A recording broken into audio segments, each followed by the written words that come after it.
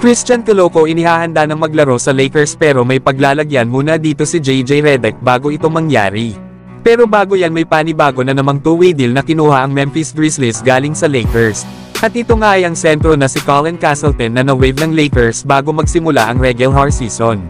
Tinanggal nga ito ng Lakers sa kanilang two-way contracts para mapag-sign ang guard na si Quincy Olave.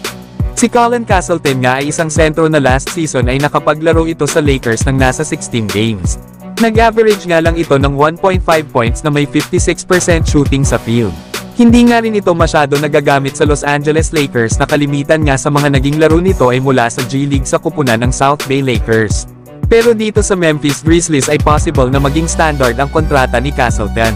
Lalo at ang mga kapwa niya two-way contracts noon sa Los Angeles Lakers na sila Scottie Pippen Jr. at Jay Huff ay kakasign pa lang ng multi-year deal sa Memphis Grizzlies matapos ang maganda nilang performance sa Summer League at preseason. Kaya tingnan natin mga idol, kung magagawa din ba ni Colin Castleton na maging standard NBA deal ang kanyang kontrata dito sa Memphis Grizzlies. Samantalang matapos naman na lumabas ang report na pinayagan na si Christian Coloco ng NBA na makabalik sa court pero ito ay hanggang sa practice lang muna ng Lakers. Ay ang sunod naman daw na gagawin ni Christian Coloco ayon pa dito kay Coach JJ Redick ay ang makapaglaro ito sa G League sa kupunan ng South Bay Lakers. Wala pa naman ibinigay na eksaktong araw si JJ Redick kung kailan ito mangyayari. Pero kahit na sa G League na muna si Christian Coloco mananatili, ay panigurado na madalas pa rin natatawagin ito ng Lakers para sa kanyang serbisyo. Lalo at sa ngayon ay wala pa itong sila Jared Vanderbilt at Christian Wood na patuloy pa rin ang mga ito na nagpapagaling sa kanilang mga injuries. Tingnan nyo na lang mga idol ang isa sa kahinaan ng Lakers kapag merong Twin Tower sa lineup ng kalaban ang makakaharap ng Lakers.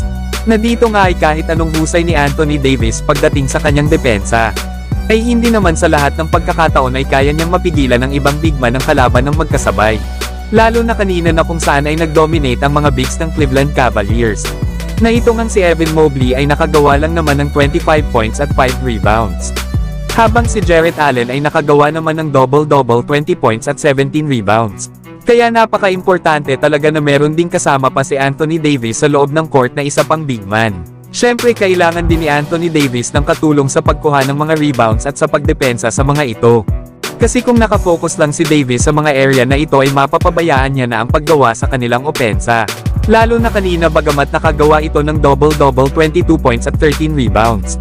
Mas mababa na nga ito kesa sa huling apat na laro ng Lakers. Kaya hindi pa rin naging sapat ang performance ni Davis kanina para matalo nila ang Cleveland Cavaliers.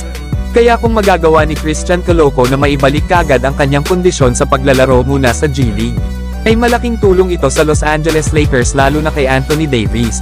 Matutulungan kasi ni Christian Coloco itong si Davis pagdating sa depensa at rebounding. Nasa kanya namang opensa ay wala naman itong problema dahil maraming mahuhusay na playmaker ang Lakers.